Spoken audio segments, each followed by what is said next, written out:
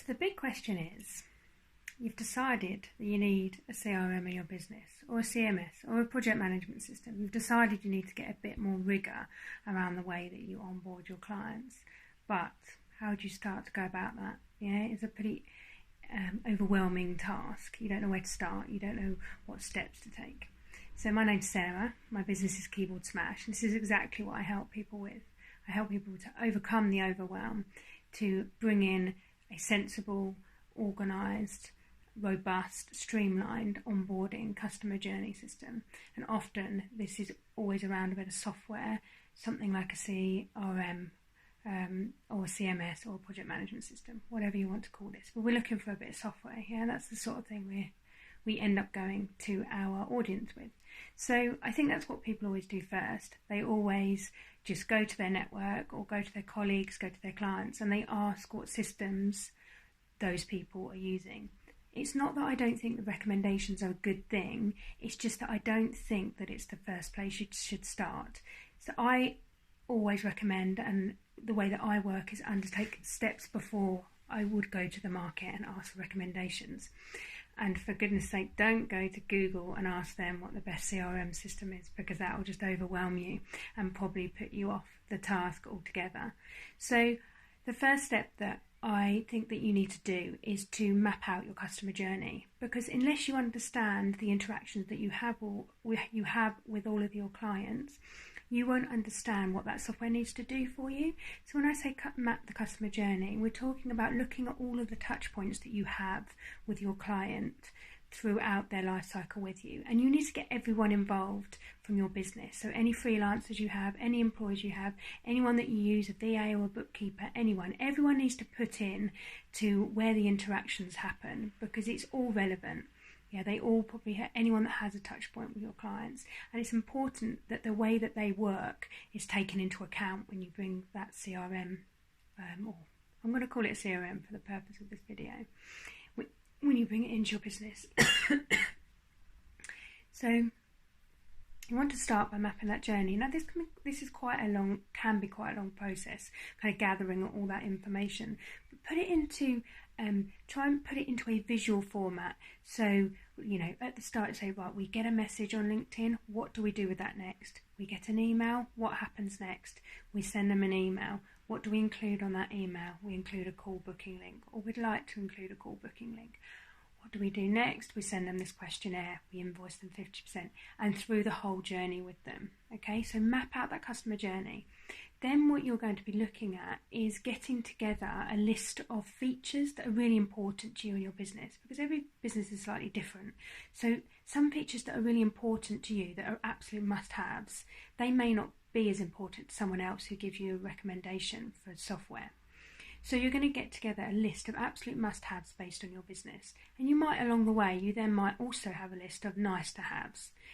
So some must-haves, it's probably going to be something like integration with Xero or whatever software that you use for your accounting, integration or native call booking, ability to use forms, to gather information from your clients, must be able to integrate on our website or however your business model is set up. Yeah, so we're looking at things that are really fundamental to streamlining the process for you, because that's what you want to do when you bring in software, is to streamline. You don't want to bring in a piece of software that gives you additional work because you have to duplicate across different platforms. Okay, so you get that list together, and perhaps you get together a bit of a nice to have list as well. This is the point that I would recommend you can kind of go to your network and get some recommendations. Now be really diligent about how you save this information. So you're going to get lots of names, people are going to tell you prices, people are going to tell you features. Get diligent about having, perhaps a spreadsheet and logging that information. So whether you dismiss it outright when you get that recommendation, if someone tells you something and you're like, that is completely out of our price range, or those features don't sound at all like what we need, put it on the spreadsheet anyway, because down the line, in a couple of steps, when I recommend that you go to Google and do some more research, you don't want to duplicate by looking that piece of software up.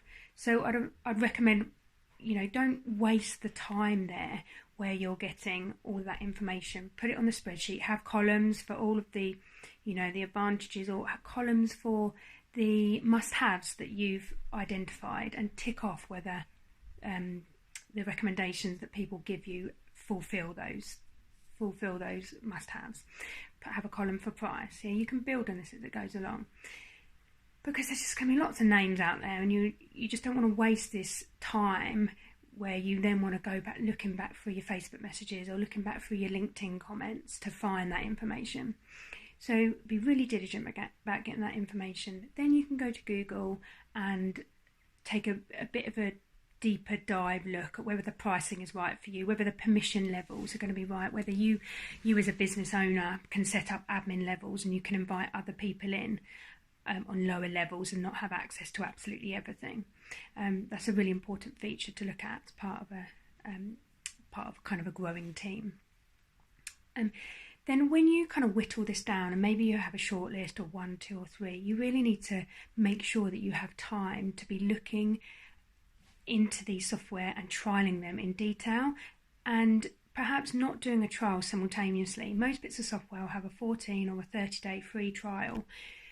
Try not to do that at the same time, because do all, say, 2 or 3 pieces of software at the same time, because there's so much information in there, and it will be hard to define between whether one piece of software offered you that exact feature or whether it was another piece.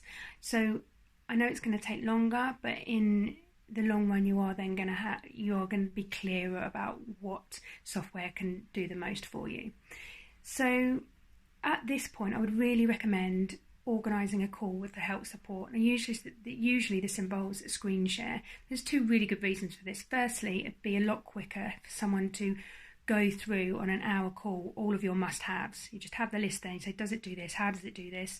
How does that work? And you can outright dismiss or shortlist even further whether that's the right software for you. And secondly, you can see how good their support is, because that's a really essential is always on the must-have list for me, whoever I'm working with, to make sure the support is really good, because you're going to want to call on them in the future. So that's how I would go about making sure you have the time to trial it, and then you can make sure that the decision you make is really fitted to your business. So that's a quick kind of rattle through how to go about implementing a new kind of CRM or software system into your business. So my name is Sarah, my business is Keyboard Smash, and I help people to create fantastic customer experiences through automating bespoke customer journey systems.